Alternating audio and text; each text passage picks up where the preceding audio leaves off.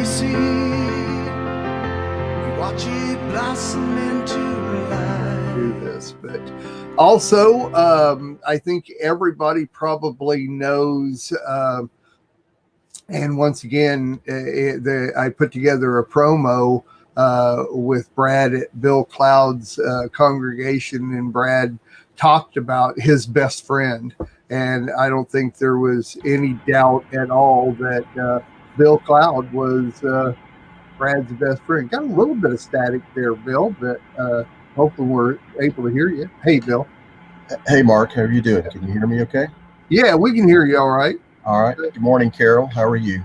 I'm okay, Bill. I appreciate you doing this. You know, with us living out here in the middle of nowhere, Utah, it wasn't feasible to have a nice funeral for Brad and people coming in. The logistics would have been an absolute nightmare. And I feel that people need closure with Brad gone, and I think that this will help give some closure to people. So including us, right? Yeah. Right. Everybody. Yeah, not just me.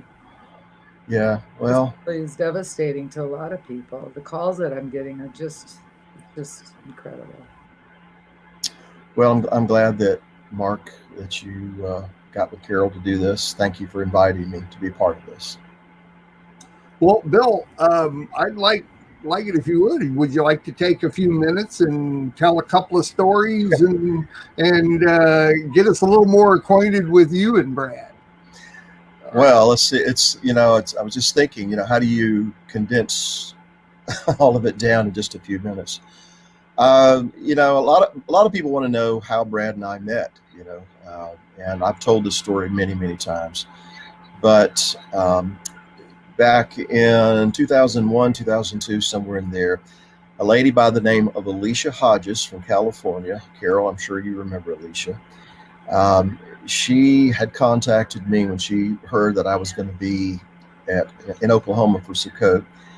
And she said, there is a fellow there that I want you to make certain that you meet. And his name is Brad Scott. And as it turns out, she got in touch with Brad and said, I want you to make sure while you're in Oklahoma to meet Bill Cloud. So I arrived at the Sukkot a couple of days into the event. Making a very, very long story short, I went into the tent that night and I saw this little guy down in the front with a baseball cap and talking about the principle of the seed. And as I sat there and listened, I was just astounded. First of all, I mean, it's not an understatement to say that hearing Brad that night changed my life. At the time, I was working on a project called The Enmity Between the Seed. And I just kind of working through it, I felt like something was missing. Well, the Father through Brad provided that missing piece of the puzzle, and it just really opened a whole new world for me as far as looking at the scripture.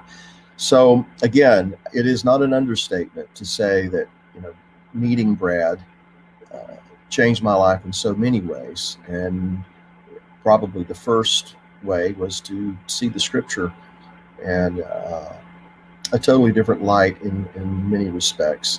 I was already, involved with learning the Hebrew language. And by the way, initially, that's kind of what brought us together. And that's the common link that we had early on, was a love and appreciation for the Hebrew language. But, we clicked. I don't know. I just instinctively trusted the man. And, of course, his humor is... everybody knows about Brad's humor. And so, and all the times that we were together, we talked about Bible, we talked about Hebrew, we talked about what was going on in the Hebrew roots world. We talked about family and children and spouses and just stuff. But most of the time we laughed.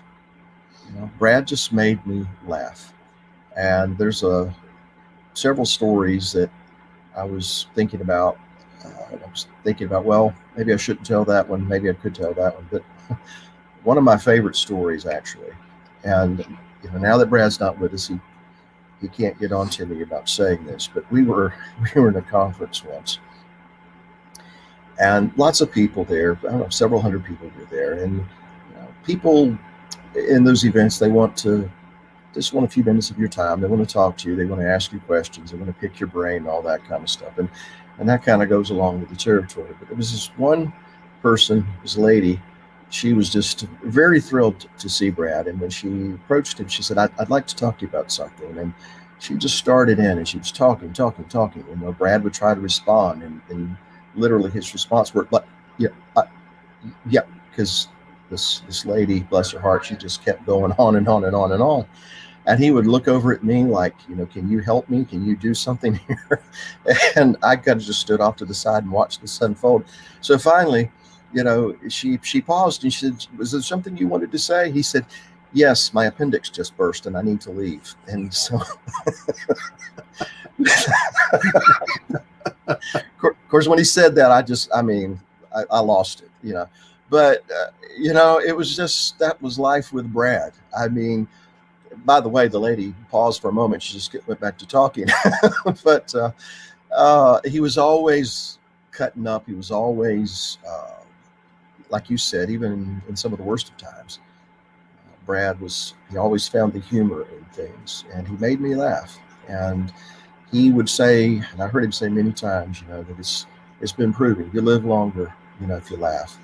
And I'm glad that he laughed as much as he did, so that he could be with us as long as he was. Anyway. You still there? Yeah. Thanks. Oh, that's great. One of the very first times that I met Brad was at a conference that Craig and Annie Dahl did way back in the day. Carol, you remember that? And it was so good because you get at those type of things, especially as personal as that was. You get to know the speakers and you get to know the people and you learn who they are and their personality outside of just seeing them stand on the stage. And, just like what Bill was talking about there, is to see them talk with other people, like seeing Brad talk with different people, and you hear him kind of joke with them. You kind of just want to sit back and listen to him, and learn about him, and want to get to know him. He was one of those people that you wanted to learn to be friends with. You wanted to meet and talk with him. Not everybody's like that. So, those were good days. It's still kind of far between anymore. But anyway. Well, let me say something to that. Brad, one of the things that amazed me about him, not just his understanding of the scripture and being able to connect all these words and thoughts and concepts and then convey them in a way that made sense and that was easy to embrace and to wrap your brain around. But one of the things that always amazed me is that wherever we went, when I was with him anyway, people would come up that he hadn't seen in years, and he would remember their name. He would call them by name. And I don't know how many different times I saw that, and he would refer to that person by their first name he hasn't seen in a year or two. And I've never been blessed that way. That is not my gift. And so I was just always impressed, fascinated by the fact that, Brad could connect with people, retain their names. And that's just the kind of person he was. He was a friend to people. And it was, it's my honor to have been his friend. When I was coming up, I had friends, I had close friends. In my adult life, I had people that I was close to, but I never had a best friend until Brad. And so that's, that will always be a great honor in my life, to have known him, to have been able to talk with him and converse with him, spend time with him and Carol, and to call him friend.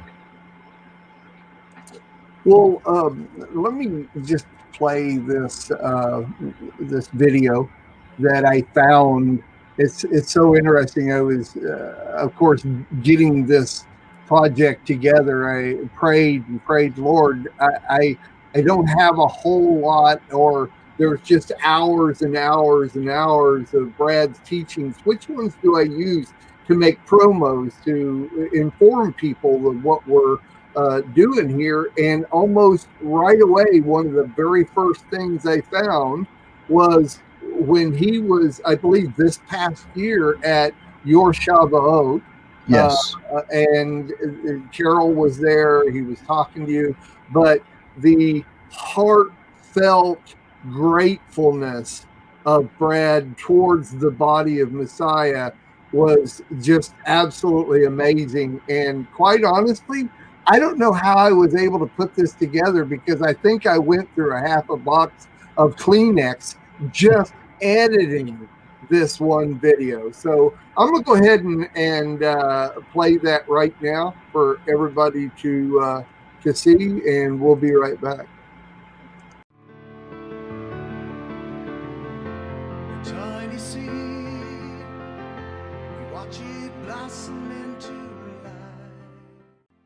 life. I remember spending the first few months, and Carol can testify of this course. Of course, any of you have had something like this, you know, the big C or any of those things in your life, then you know the spouse sometimes, much worse on the spouse.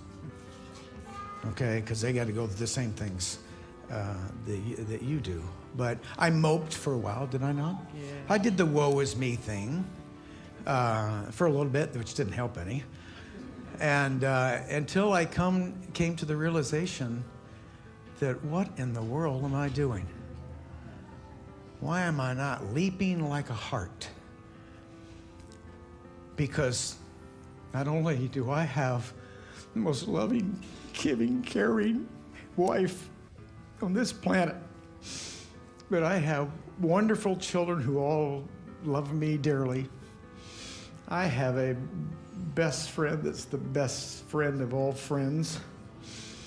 Not many kids grow up having a best friend, you know, and even though we're olds now, we are doing our best to still be those old time, you know, Walt and leave it to Wally and leave it to Beaver, best friends kind of thing. And I've got thousands of people all over this world that are praying for me. Oh my goodness, we didn't even know what to say. You know, you try to express it in the little thing you put for the update on the website. You try to say it in words, but there are no words to express the reception from the. How about a huge restored confidence in the body of Messiah?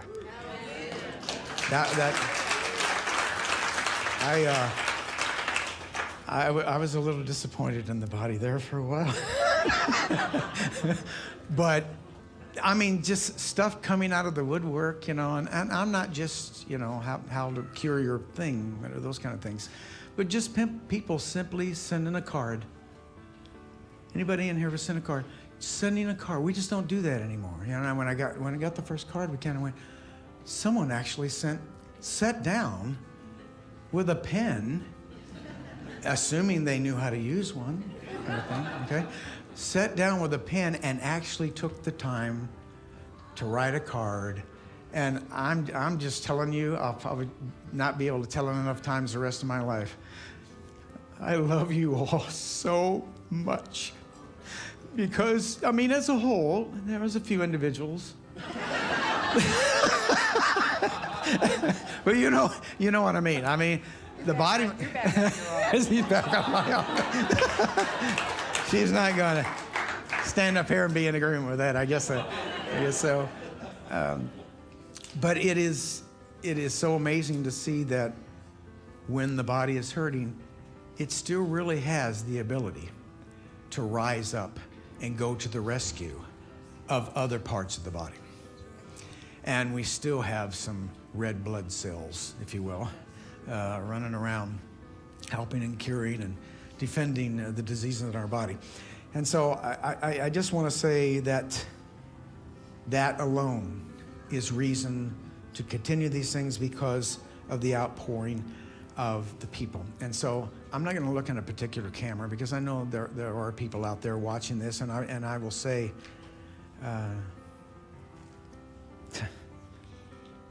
thank you first to them, to all of you out there that have cared. And that means so much to us, and I cannot overstate it. Everything kind of pales in comparison from that point forward. And there's so many things to be grateful for right in the midst of this. I don't want to steal my favorite baseball player, Lou Gehrig's reputation, but I am truly the most blessed man on the face of the earth. And I don't know what, I really don't know, I really don't know what to say other than that.